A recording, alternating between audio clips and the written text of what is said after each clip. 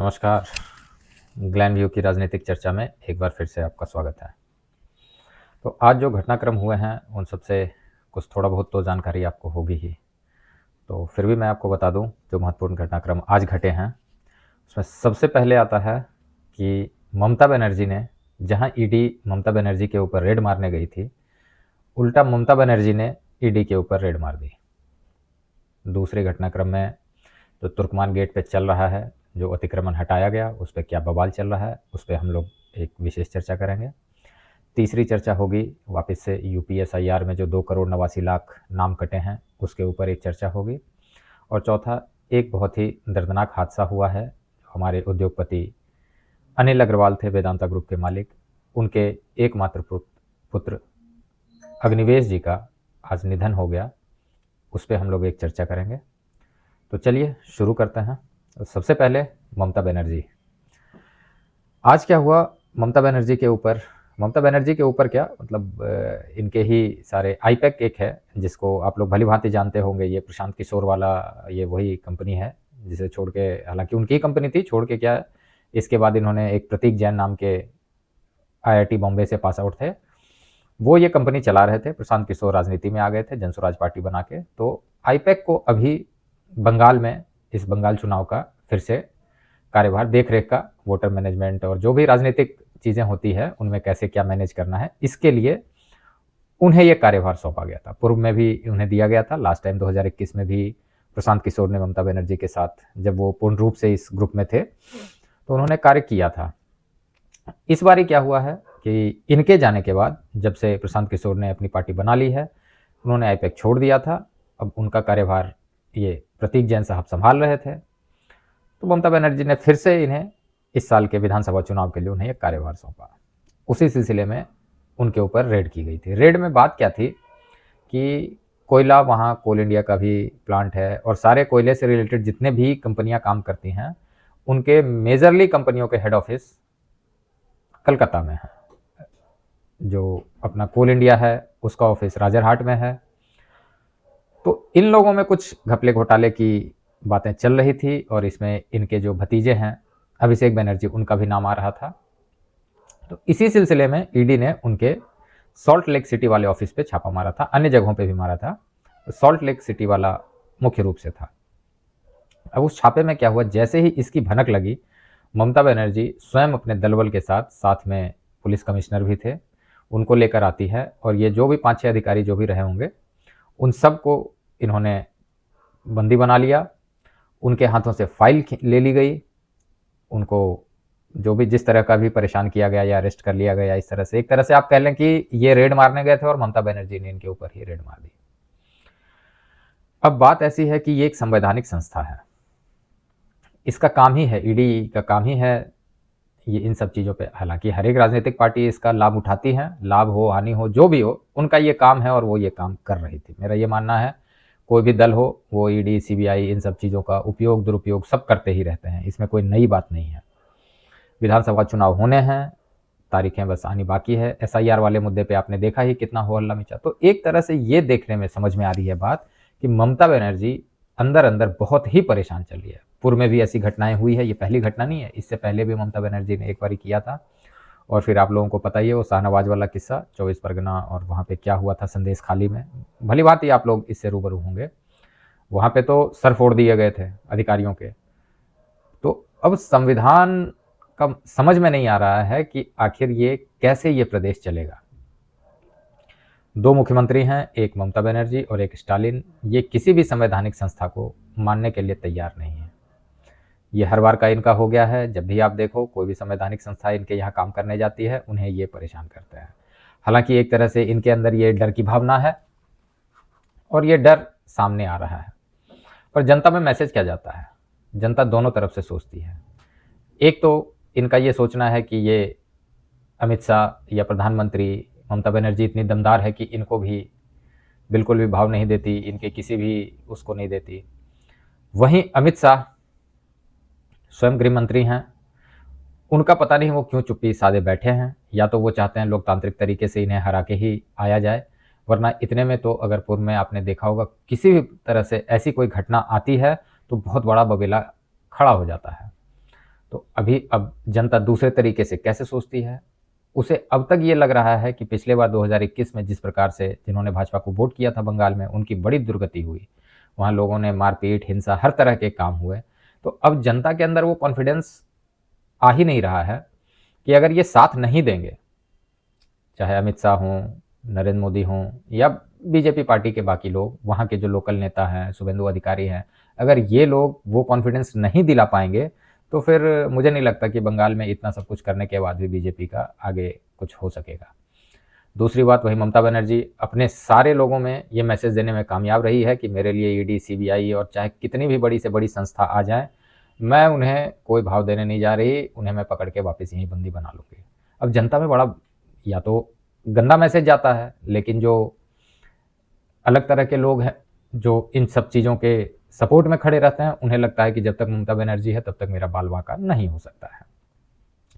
तो अब ये आईपैक में पहले से भी इन सब चीज़ों के बारे में बोला गया है। आपने देखा होगा कि जब आंध्र प्रदेश, तेलंगाना के टाइम पे चुनाव हो रहा था, तो ये आईपैक वाले उधर भी अपना काम कर रहे थे, तो 274 करोड़ रुपए का डोनेशन इन्हें मिला था। डोनेशन क्या मतलब, गवर्नमेंट ने वो पैसे दिए थे, वो गवर्नमेंट फंड से वो पैसे इनको ट्रांसफ़र किए गए थे।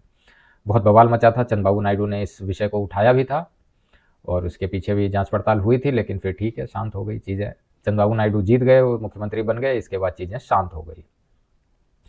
पर बंगाल में ये चीज़ें शांत होती हुई दिख नहीं रही हैं। ऐसा लग रहा है कि ये बवाल अब बहुत आगे तक निकल के जाने वाला है। एक तो चुनावी माहौल है, दूसरा पूर्व में जितने घटनाक्रम हुए हैं उसमें ममता बनर्जी ने जिस तरह के ये कारनामे और कांड किए हैं, अब एक ही बात समझ में नहीं आती कि आखिर नरेंद्र मोदी और अमित शाह के बारे में या उनकी पार्टी या ऐसा बैकफुट पे क्यों नज़र आती है, ये समझ में नहीं आता। जहाँ तक रही बात राष्ट्रपति शासन की, तो वो ये लगाना नहीं चाहती है। हालांकि ईडी अभी हाई कोर्ट की तरफ इन्होंने रुख किया है, इनकी फाइलें तक ले ली गई हैं, जो इन्होंने पेन ड्राइव, जो इन्होंने डिजिटल चीज़ें वहाँ से निकाली थी। अच्छा, इन्होंने रेड करने तो गए, ठीक है, ममता बनर्जी ने क्या कह के कहा कि मेरे परमिशन के बिना मेरे ऑफिस में कैसे आ गए। अब इनका ऑफिस कैसे हुआ, आईपैक को इन्होंने अपना आईटी सेल संभालने के लिए दिया हुआ था।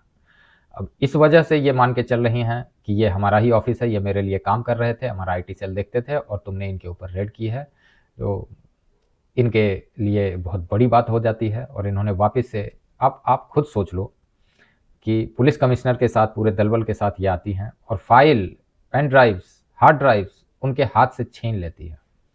तो लोकतंत्र का तो ये हालत हो चुका है।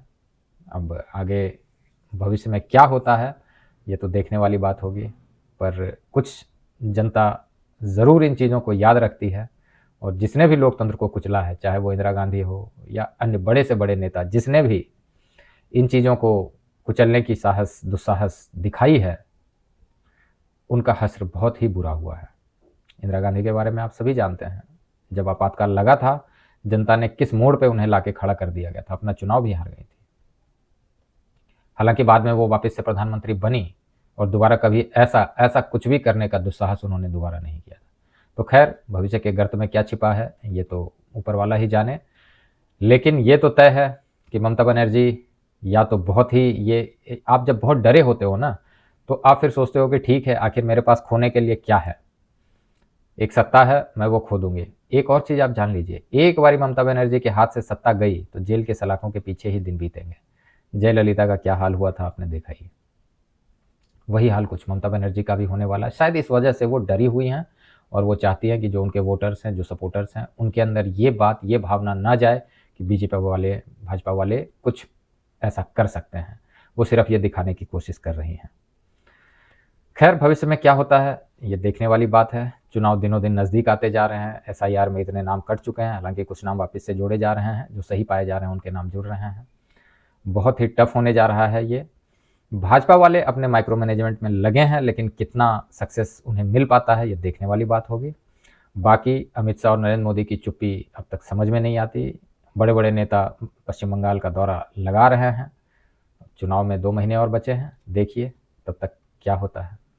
अब आता हूँ दूसरे टॉपिक पे। ये यूपी एसआईआर है। 2,89,00,000 लोग इस एसआईआर में उनके नाम काट दिए गए हैं, जिसमें से वापस से कुछ नाम जुड़ने की संभावना है, इसमें बड़े-बड़े नाम आ गए, किसी ने कहा मोहम्मद शमी का भी नाम काट दिया, किसी ने मोहम्मद कैफ का नाम काट दिया। भैया सबको कागज़ दिखाने पड़ेंगे, सबको ये बताना पड़ेगा, अगर आपका नाम कटा है तो आपको एक बारी फिर से बताना पड़ेगा, वो आप कोई भी रहें। तो यूपी में जो एसआईआर चला है, उसका जो ड्राइव हुआ है, वो तो बहुत ही मेरा मानना है कि ये बड़े ही 3 करोड़ लगभग 3 करोड़ वोटर के नाम कट जाना, ये कोई साधारण बात नहीं रहती है। देखना ये होगा कि कितने नाम वापस से जुड़ पाते हैं और कितने लोग वापस से इस लोकतंत्र में अपने मतदान के अधिकार को वंचित हो जाते हैं उससे। अब आता हूँ, एक और बड़ी घटना हुई है तुर्कमान गेट पे जो अतिक्रमण हटाया गया उस बारे में। हुआ ऐसा कि हाई कोर्ट का निर्णय था, पुलिस ने बहुत ही फूंक-फूंक के कदम रखा, लेकिन ये प्रजाति मानने वाले में से तो नहीं दिखती है। इन्होंने पत्थरबाजी चालू कर दी और किसके, वो रामपुर से जो सांसद हैं, जामा मस्जिद के जो वहाँ पे कार्यभार सब देखते हैं, अभी रामपुर से सांसद हैं। जैसा जियाउल रहमान वर्क ने किया था, आपको याद होगा कि अभी सलाखों के अंदर हैं, तो वैसा ही कुछ कारनामा रामपुर के सांसद ने करने की कोशिश की। नतीजा ये निकला कि पत्थरबाजी हुई। हालांकि पुलिस के पास उनके शरीर पे कैमरे लगे थे, गोप्रो लगे थे और भी ड्रोन से रिकॉर्डिंग हो रही थी, तो काफ़ी लोगों को डिटेन कर लिया गया है और जो कोई भी इस मुद्दे में कूद रहा है उसे बख्शा नहीं जाएगा, ये याद रखिएगा। तो जो अवैध ढांचा है उसे तो हटा दिया गया है। मस्जिद अभी सुरक्षित है, मस्जिद के पेपर मांगे गए हैं, हालांकि पेपर अब भी सबमिट हुए नहीं हैं, फिर भी कोर्ट ने अभी रुकने का आदेश दिया है कि मस्जिद को क्षति ना पहुंचाए, मस्जिद के बाहर जो अतिक्रमण है वो खाली कराए। मस्जिद की जहाँ तक बात है, उसके पेपर्स मांगे गए हैं। उन्होंने कहा कि ये वक्फ बोर्ड के पास है, वक्फ बोर्ड से मांगे गए, वक्फ बोर्ड ने भी अभी तक कुछ भी ऐसा संतोषजनक जवाब नहीं दिया है जिससे यह माना जाए कि अब दलीलें ये दे रहे हैं कि ये मस्जिद 100 साल से है, 80 साल से है, 50 साल से है, इतने सालों से है। भैया कागज़ तो दिखाने पड़ेंगे, कागज़ कागज़ होता है, उसका म्यूटेशन हुआ है, नहीं हुआ है, निर्माण वैध है, अवैध है, क्या है। हालांकि एक धार्मिक एंगल है, मैं ये मानता हूँ कि धार्मिक एंगल उसमें थोड़ा काम करता है, लोगों की भावनाएं हैं उसमें, पर अवैध तो अवैध है। तो खैर ये अवैध अतिक्रमण हटा दिया गया है, आज भी साफ़ सफाई का काम जारी रहा वहाँ पे। और देखिए आगे कोर्ट का फिर से क्या निर्णय आता है, तब तक के लिए टाइम दिया गया है वक्फ बोर्ड को, ताकि वो ये साबित कर पाएँ कि ये चीज़ें, ये पेपर उनके पास हैं। अब एक बड़ी ही दुखद घटना हुई है। ये घटना घटी है, हमारे वेदांता ग्रुप के मालिक हैं अनिल अग्रवाल जी। बहुत ही बिल्कुल निम्न स्तर से उठते हुए उन्होंने बहुत बड़ी ही एक अचीवमेंट हासिल की थी। बड़े उद्योगपति हैं और इनका अपना ग्रुप भी है, फुजेरा गोल्ड आप जानते होंगे, वो इनका ही है। वेदांता ग्रुप में जितने भी काम होते हैं वो इनके हैं। रिफाइनरीज़ हैं, तलवंडी साबू में जो रिफाइनरी है इनकी ही है। और आपने तमिलनाडु में जो इनका एक धातु का एक बड़ा ही कारखाना है, तो बड़े ग्रुप से हैं। आज उनके पुत्र, एकमात्र पुत्र अग्निवेश जी का निधन हो गया। निधन का कारण ये रहा कि वो न्यूयॉर्क में स्कीइंग कर रहे थे, वहीं रहते भी थे।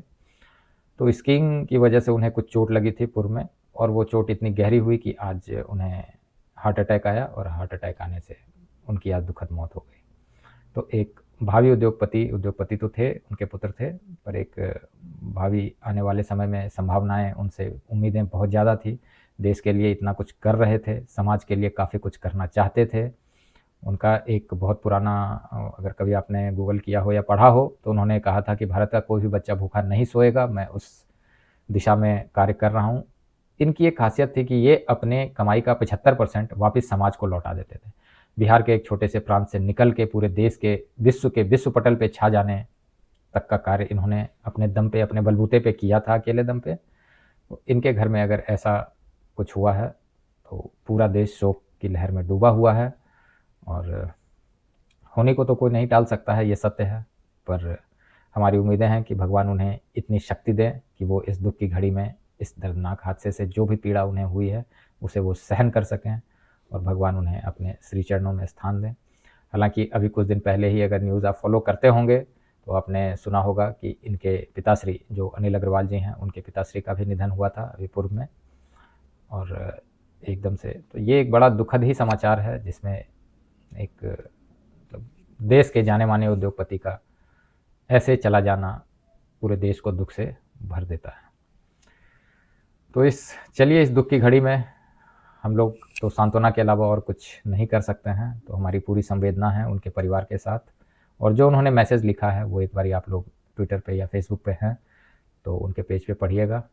और बाकी देखिए ममता बनर्जी का क्या होता है, तुर्कमान के उसमें क्या होता है, और एसआईआर का अभी फाइनल आना बाकी है।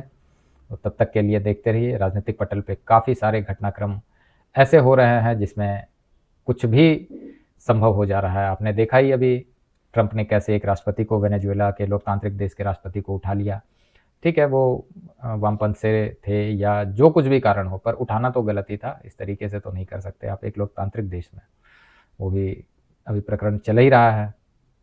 इस बीच में घटनाक्रम में और आप आगे एक कड़ी अगर जोड़ते हैं तो रूसी तेल वाहक एक विमान था, उसे भी उन्होंने पकड़ लिया है और कुछ ऐसी चीज़ें चल रही है। तो ये विश्व पटल पे काफ़ी कुछ उल्टा पुल्टा चल रहा है। देखिए ऊँट किस करवट बैठता है, कब शांति बहाल होती है। रूस यूक्रेन का अभी वैसा ही है, चल ही रहा है उनका। तो तब तक के लिए इंतज़ार कीजिए, देखिए कब ये शांति स्थापित होती है। आप सभी लोगों का बहुत बहुत धन्यवाद।